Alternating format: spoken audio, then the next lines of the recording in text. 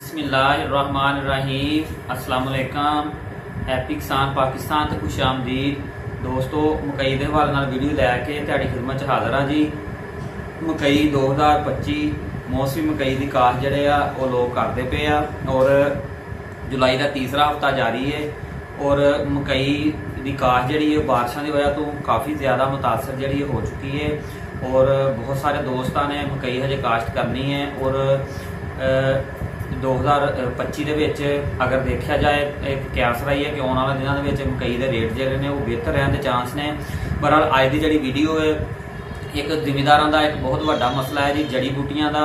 मकई के जड़ी बूटियां बहुत ज़्यादा हो जांदियां ने जिहड़ियां कि पैदावार के बहुत ज़्यादा कमी का बायस जिहड़ा वो बनदियां ने। और अज मैं एक बड़ी अच्छी प्रोडक्ट है जड़ी बूटियां वास्ते ਉਹਦਾ मैं अपने दोस्तों को रिव्यू देंगा वो बारे आगाही देंगा। एक बड़ी अच्छी प्रोडक्ट है क्योंकि मेरे हैप्पी किसान पाकिस्तान के प्लेटफार्म पर किसी भी प्रोडक्ट की जी है वो मशहूरी या ऐड नहीं होंगी। बहरहाल मैं अच्छी चीज़ मार्केट से चुक के अपने दोस्तों को वो बारे आगाही देना वा ताकि लोग वो इस्तेमाल करके वो फायदा जड़ा उठा सकन।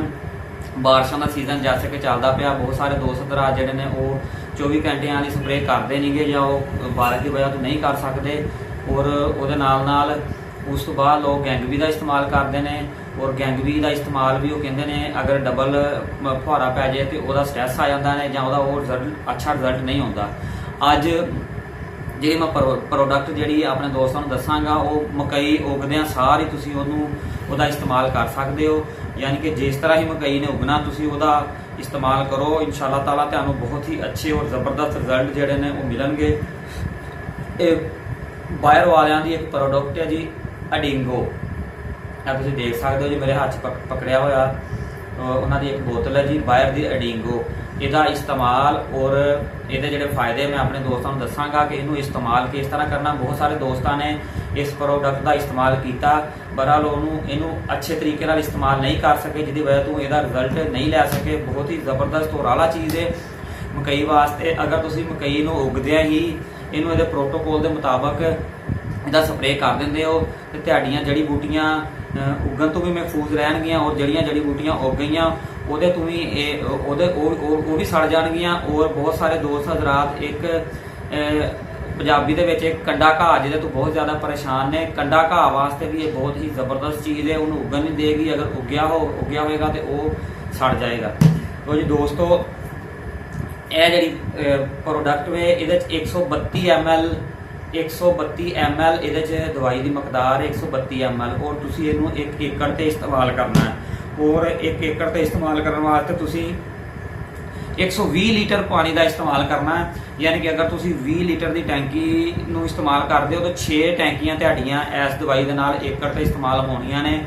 और इनू हर सूरत तुम 6 टैंकियां का इस्तेमाल करना है और 6 टैंकियां के इस्तेमाल के नाल तुम ये जिहड़ा फुहारा इस्तेमाल करना फ्लैग फैन या टी जैट जिन्हों कि आप पंजाबी के तोता फुहारा भी कहने हैं। यानी कि जिहड़ा जड़ी बूटियां वास्ते इस्तेमाल होंदा उहदे नाल कल्ली खाली नाल तुसीं 6 टैंकियां 120 लीटर पानी जिहड़ा वो पर एकड़ के हिसाब से इस्तेमाल करना है।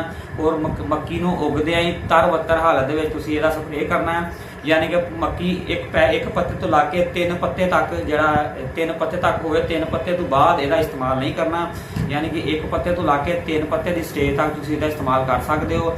अगर तुहाडी मकई चौथे पत्ते ते चले जाती है तो फिर तुसीं इसका इस्तेमाल नहीं करना क्योंकि ये रिजल्ट जिहड़े आ 1 पत्ते तो ला के 3 पत्ते तक ही मिलते हैं। 120 लीटर पानी का इस्तेमाल करना है। फ्लैट फैन या टी जैट का फुहारा जिहड़ा तोता फुहारा भी जिन्होंने आप कहने वह इस्तेमाल करना है।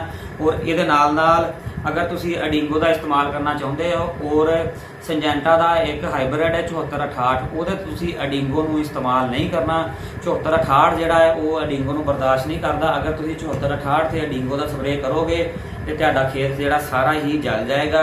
इस वास्ते जिहड़े 7468 लाने वाले फार्मर ने वो अडिंगो का इस्तेमाल ना करन। बाकी तुसी किसी भी हाइब्रिड के अडिंगो का इस्तेमाल कर सकते हो।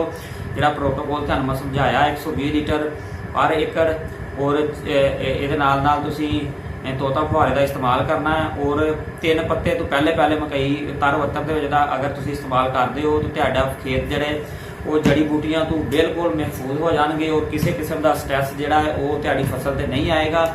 ਔਰ ਬਹੁਤ ਜਿਹੜਾ ਜੜੀ ਬੂਟੀਆਂ ਆਪਣੇ ਪਰ ਏਕੜ ਦੇ ਵਿੱਚ ਬਹੁਤ ਜ਼ਿਆਦਾ ਪੈਦਾਵਾਰ ਦੇ ਵਿੱਚ ਕਮੀ ਦਾ ਬਾਇਸ ਜਿਹੜਾ ਉਹ ਬਣਦੀਆਂ ਨੇ। ਔਰ ਇੱਕ ਬੜੀ ਅੱਛੀ ਜਿਹੜੀ ਚੀਜ਼ ਹੈ ਡਿੰਗੋ ਮੇਰੇ ਨਜ਼ਰਾਂ ਤੋਂ ਗੁਜ਼ਰੀ ਸੀ ਔਰ ਮੈਂ ਕਿਹਾ ਬਹੁਤ ਸਾਰੇ ਦੋਸਤ ਜਿਹੜੇ ਨੇ ਉਹ ਹੈਪੀ ਕਿਸਾਨ ਪਾਕਿਸਤਾਨ ਦੇ ਨਾਲ ਜੁੜੇ ਹੋਏ ਨੇ ਔਰ ਉਹਨਾਂ ਨੂੰ ਇਹ ਡਿੰਗੋ ਦਾ ਜਿਹੜਾ ਇਸਤੇਮਾਲ ਉਹਦਾ ਸਹੀ ਤਰੀਕਾ ਉਹ ਦੱਸਿਆ ਜਾਏ। ਔਰ ਅਗਰ ਤੁਸੀਂ ਆਪਣੇ ਖੇਤ ਦੇ ਵਿੱਚ ਡਿੰਗੋ ਦਾ ਇਸਤੇਮਾਲ ਕਰਦੇ ਹੋ ਤਰ ਵੱਤਰ ਦੇ ਹਾਲਤ ਦੇ ਵਿੱਚ ਤੁਸੀਂ ਇਹਦਾ ਇਸਤੇਮਾਲ ਕਰਕੇ ਔਰ ਫਿਰ ਕਮ ਅਜ਼ ਕਮ 5 ਦਿਨ ਤੱਕ ਤੁਸੀਂ ਜਿਹੜਾ ਉਹ ਪਾਣੀ ਦਾ ਇਸਤੇਮਾਲ ਨਹੀਂ ਕਰਨਾ, ਆਵਾਪਾਸ਼ੀ ਨਹੀਂ ਕਰਨੀ।